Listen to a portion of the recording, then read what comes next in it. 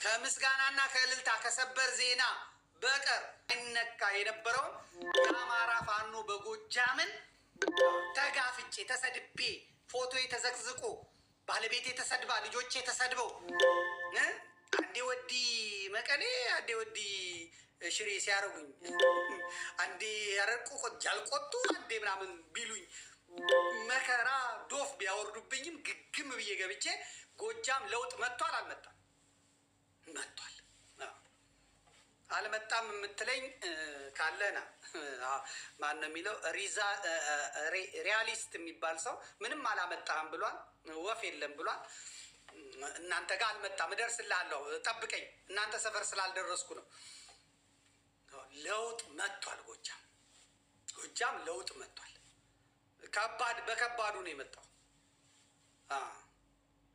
እፍረት ሼም ይዟቸው እንጂ ከላይ እስከ ታች ጎጃምን እረፍት እንዲያገኝ ማድረጌን ማንም አይክድም ማንም አፍረው ነው እንደ ውርደት ቆጥሮት ነው እንጂ እኔማ ለጎጃም ከሰማይ እንደወረደ ዱብ ያለ መድኃኒት ነው የሆንኩላቸው ያው እዚህ ተቀምጬ ጮቄ ተራራ ላይ ሆኜ ማለት ነው እኔ ጎጃም ባልገባ መርጦ ለማርያም ባልከትም ዲማ ጊዮርጊስ ሄጄ ባልከርም እና ከአስረስ ማሬ ጋር ባልወያይ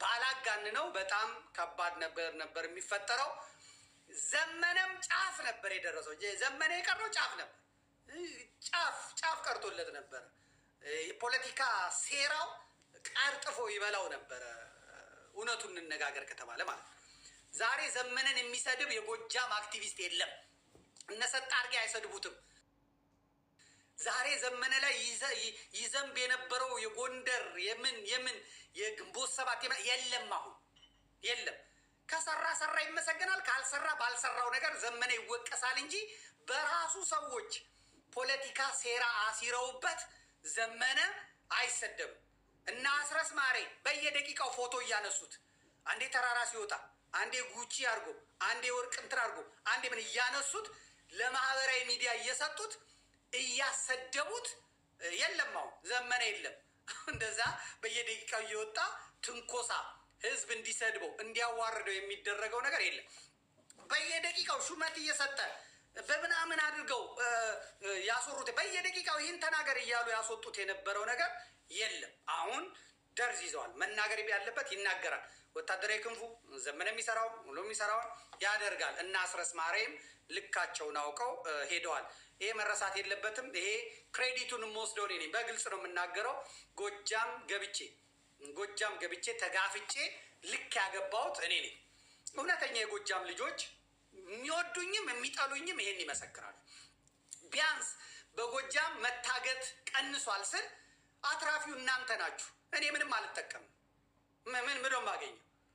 ምንም ማገኘው የህሊና እርካታ ብቻ ነው ማገኘው የህሊና እርካታ ቢያንስ መምህራን መሞታቸው ከቀረ ዶክተሮች መሞታቸው ከቀረላችሁ እኔ አትራፊ ነኝ የህሊና የታሪክም ተወቃሽ እናንተም ደግሞ ታተርፋላችሁ ውጭ ያላችሁ ዲያስፖራዎች ቤተሰቦቻችሁን መንግስትም ፋኖም ነኝ የሚለው ሲያሰቃይባችሁ ይሄን ተጋፍጬ ቢያንስ የመንግስትን ስቃይ በጋራ መመከት እንጂ ህዝቡ በፋኖም በነፃዎቹም በነፃነት ገፋፊው መረገጥ የለበትም ብዬ ፍለፊት ተጋፍጫለሁ ጎጃም አይነካ ምናምን ጎንደር አይነካ ወሎ አይነካ ነክቼው በደንብ ዳስሽው በደንብ ጨፍልቄው አሳይቻችኋለሁ ማለት ነው ትክክል ነው አሁን መስመር ይዟል የሚቀሩ አሉ ወደ ደንበጫ አካባቢ ሴራ አለ ያን ሴራ እናፈርሰዋለን ምንም ነገር የለም ወጀብ እንደነገርኳችሁ ወጀቡ ከባድ ነው የፈጠፈጡኝ በቀላል አይደለም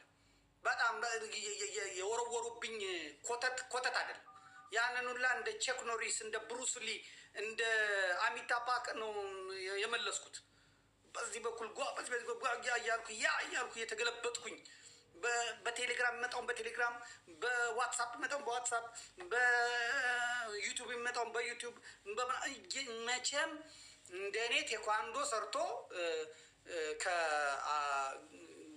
የጎጃም መብት ተከራካሪ ነን የሚሉት አዝማሪዎች የሚመራ ግሩፕ የተናደብኝን የድንጋይ ናዳ የመከተ የለም ማለት ነው እንግዲህ እንደነገርኳችሁ ከመረጃ ቲቪ በቃ ቻው ብዬ እናንተ በእኔ ምክንያት ከምትበጠበጡ ብዬ እስክወጣ ድረስ ማለት ነው። ዝጉት፣ አሁን ቴሌግራሙን ዝጉት። ቁጭ ብሎ ይስሙ። እነዚህ የሚሰሙት ሰዎች ሁላ ይስሙ። የቴሌግራሙን የኮመንት እንትን ዝጉት። ህዝቡ እየተናገረ ነው። በጣም ደስ ይላል። እንግዲህ ይሄ ዝም ብሎ የመጣ አይደለም። በትግል የመጣ ነው። በጎጃም አሁንም ቀሪ ቤት ስራዎች አሉኝ እንደነገርኳችሁ። እስከ መስከረም ድረስ አያቆየኝም ብዬ ተስፋ አደርጋለሁ። ካቆየኝ ይቆያለሁ። ከጎጃም አልወጣም። ግን እንደማስበው ከሆነ ከጎጃም ቶሎ ለቅቄ ሸዋ መገዘዝ ላይ መውጣት ይኖርብኛል። መገዘዝ አካባቢ መሄድ አለብኝ እና ወደ ሸዋ እሄዳለሁ ብያለሁ። እስከ መስከረም የምቆይ አይመስለኝም። ግን ጮቄ ተራራና መገዘዝ ላይ ወዲና ወዲያ እያልኩ እቆያለሁ። ግን አሁን እዛ ጎጃም ችክ የሚያስብለኝ ነገር የለም። እንደነገርኳችሁ ነው። ብዙ ነገር ተስተካክሏል። አስረስ ማዕረይም ልክ ገብቷል። የአማራ ፋኖ አንድነቶች ላይ እየደወለ መከራ ያበላቸው የነበረ አንድነቱ እንዳይመጣ እንቅፋት ያደርግ የነበረ ሰው አሁን ቅበሩኝ፣ ሄሎ ወሎ፣ ሄሎ ጎንደር፣ ሄሎ ሸዋ፣ ሄሎ ቅበሩኝ፣ አንድ እንሁን፣ በቃ ፈጣሪ ነው። ዘመነ ካሴ መሪ ሆነው የመረጡትን እንዳይመረጥ ያደረገ እሱ ነው። መሪ አድርገው መርጠውት ዘመነ ካሴ የአማራ የሶስቱ መሪ ሆነው የመረጡትን እንዳይመረጥ ያደረገና ይፋ እንዳይሆን ያደረገ። አሁን ግን የተለያዩ ፍላጎቶች እየመጡ ስለሆነ የቀደመው ነገር ይኑር አይኑር ባላውቅም እድሉን የዘጋ የዘመነ ካሴን እድል የመሪነት እድል የዘጋ ሰው ነው አስረስ ማዕረይ ማለት እና በጣም ከባድ ነገር ነበር የመጣው። ነገር ግን አሁን ገሌ መራ አይደለም፣ ተነጋግረው መሪ የሚባለውን ራሳቸው መርጠው ወደፊት ይሄዳሉ። ጎጃም ሰከን ብሎ መነጋገር ጀምሯል። የደከሙትን በብርቶች መቀየር፣ ተቋማዊ አደረጃጀትን መፍጠር፣ የሚዲያ ላይ ሰበር ዜና ከማምረት ወደ መሬት ወርዶ ታጋይ መጠርነፍ፣ መሬት ረግጦ መታገል ነው የሚበጀው በማለት ወደዛ ገብተዋል። ይህንን ካላደረጉ ጨክኖ መነጋገር ካልጀመረ ጎጃም ውስጡንም ካላጠራ ብአዴንን የወያኔ ቅጥረኛን የሻዕቢያ ቅጥረኛን የብልጽግና ቅጥረኛን የአገው ሸንጎን ቅጥረኛ የስኳድን ቅጥረኛ መቼም ጎጃም ላይ ውሃው ያመጣባቸው ጣጣ ቀላል አይደለም። የአባይ ወንዝ ያመጣባቸው ጣጣ ቀላል አይደለም። ምዕራባውያኑም አረቦቹም የሀገር ውስጡም ተፈልፍሎ ጎጃምን አንቆ የያዘው በዚህ ምክንያት ነው ማለት ነው። ስለዚህ ጎጃሞች ግን ብልሆች ናቸው። የሊቃውንት ሀገር ነው፣ የምሁራን ሀገር ነው። መነጋገር ማውራት ይችላሉ። እንደገና ደግሞ ጥሬ ሀብቱን ራሱ ይዘው የሚነጋገሩ ሰዎች አሉ። እነሱን ሰዎች ደግሞ ሆዳቸውን መቀነስ አለባቸው። እርሻ ላይ የተሰማራ የፋኖ ቡድን አለ፣ ጦርነቱ እንዳያልቅ የሚፈልግ ከኬላ የሚሰበስበውን ብር ይዞ ጦርነቱ እንዳያልቅ የሚፈልግ፣ ጦርነቱ ካለቀ መግቢያ የለኝም ቶሎ ጥሪት ሊያዝ የሚል አለ። እነዚህ ሁሉ እዚሁ ጎጃም ጮቄ ላይ ሆኜ በስም በቦታ እየጠቀስን እንሄድባቸዋለን ማለት ነው። እንግዲህ አሁን ከሰሞኑ በጎጃም ምድር በባህር ዳር ኦሮሞማ አገዛዝ እየሄደበት ያለውን መንገድ አይታችኋል። እሱን እሑድ እመጣበታለሁ። እነ ሲሳ አዶዬ ነው የሚባለው እየሰሩ ያሉትን ነገር እመጣበታለሁ። ይሄ ምክክር ኮሚሽን የሚባለው ለምን እንደተፈጠረ እንዴት እንደተፈጠረ አብይ አህመድን የፈጠረው ሰውዬ አብይ አህመድን ይዞት የመጣው ሰውዬ በነገራችን ላይ ትግሬዎችና የደቡብ ሰውዬ ናቸው ጠፍጥፈው አብይን ይዞ የመጡት። እሱን ክፍል ሁለቱን እስከዛሬ ቋጥሬ የነበረውን እሑድ ዕለት ጨርስላችኋለሁ። የሰሩትን ፖለቲካ አይታችኋል። የምክክር ኮሚሽኑ በኦሮሚያ በአዳራሽ ውስጥ ነው ናዝሬት፣ በአዲስ አበባ በየቀበሌው አዳራሽ ነው፣ በደቡብ በየአዳራሹ ነው፣ በምናምን በየአዳራሹ ነው። ባህር ዳር ላይ ግን በአደባባይ ነው ያደረገው። በአደባባይ አድርጎ ሲቀልድባቸው ነው የከረመው።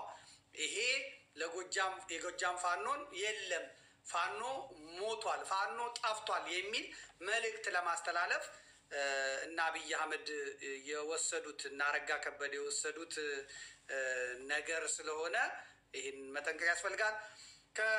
እንግዲህ አሁን መቅደም ያስፈልጋል። ጎጃም እንደ ቆቅ ንቁ መሆን አለበት። ሳይቀደም መቅደሙ ተገቢ ነው። በተለይ አሁን እየመጣ ካለው የክረምት ወቅት በፊት ኦሮሞማው ያለ የሌላ ኃይሉን አሰባስቦ ከእርዳታም ከእገታም ያገኘውን ገንዘብ ወደ ቱርክ ልኮ ከኤምሬትስም ከእስላም ሀገሮች ድሮንና የድሮን ቦምቦችን ተተኳሾችን ገዝቶ አምጥቷል። ስለዚህ አንዳች ነገር መሞከሩ የማይቀር ነው። እናም ጎጃም፣ ጎንደር፣ ወሎ ሁሉም ተቋማዊ አንድነትን አጠንክሮ ውስጣቸውን በመመርመር በእርቅ የሚፈቱትን በእርቅ በውይይት የሚፈቱትን በውይይት በቅጣት የሚፈቱትን ደግሞ በቅጣት ፈቶ አንዱን በመቀየር በመበወዝም ጭምር መዘጋጀት እንዳለበት እመክራለሁ። በተለይ እንደ ጥቆማ ያህል ባህር ዳር ዙሪያ ያላችሁ በጣም ተጠንቀቁ። የፋኖ ኃይሎች በጣም እየተሰለላችሁ ነው።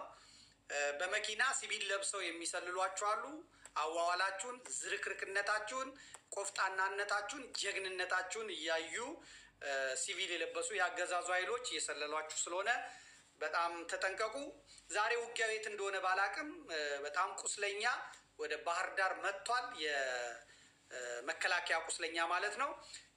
የጎጃም ጀግንነቱ፣ ወንድነቱ፣ ተናዳፊነቱ እንዳለ መሆኑ መዘንጋት የለበትም ማለት ነው። ወደ ሸዋ ስንመጣ አባት ሀገር ሸዋ የሚዬ ምኒልክ ሀገር ማለት ነው። የፋኖ አንድነቱን ከጫፍ መድረስ በሸዋም ከባድ አቧራ አስነስቷል። እንደ ሸዋ ደግሞ በጣም የታነቀ እንደ ሸዋ የተጎዳ እንደ ሸዋ ፍዳና መከራ ያየ የለም ማለት ነው። ምክንያቱም ለአዲስ አበባ ለ4 ኪሎ ቅርብ ስለሆነ ሩቅ ያለው የጎንደር ስኳድም ከወሎም ያለው ከጎጃምም ያለው ብአዴን አይኑን የመተረውና ያስቀመጠው እዛ ነው። ኦሮሞማውም ጭምር ደግሞ ፋኖ ነኝ ብሎ የፋኖ ልብስ አልብሶ የፋኖ እንደ ፋኖ አድርጎ የገባው ሸዋ ነው። ሸዋ እንግዲህ በብዙ ትግል በብዙ ፍትጊያ መሀል አቧራውን እያራገፈ እዚህ ደርሷል። የመጨረሻ የዋንጫ ጨዋታ አላቸው።